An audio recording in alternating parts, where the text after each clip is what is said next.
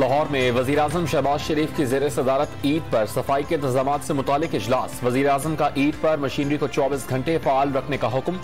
अवाम की दहलीज से आलाइशें उठाने के अमल को यकीनी बनाया जाए, वज़ीर-ए-आज़म की इंतजामिया को हिदायत।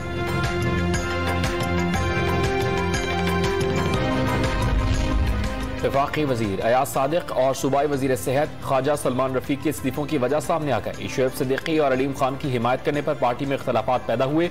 जराये के मुताबिक सलमान रफीक की वज़ीर-ए-आज़म शहबाज शरीफ से आला सतह के इजलास में तल्ख कलामी भी हुई। शहबाज शरीफ सलमान रफीक की सेहत के शोबे में कारकर्दगी पर नाला थे।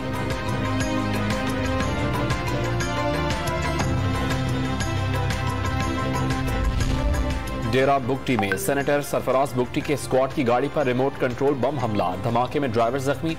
सरफराज बुगटी गाड़ी में मौजूद नहीं थे। हमले के बाद सिक्योरिटी फोर्सेस ने इलाके को घेरे में ले लिया।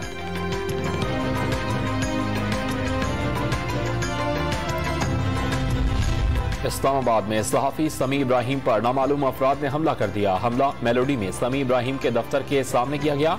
पुलिस जराये के मुताबिक हमलावर सब्ज रंग की गाड़ी में सवार थे। चंद अफराद ने वाकये की वीडियो भी बनाई।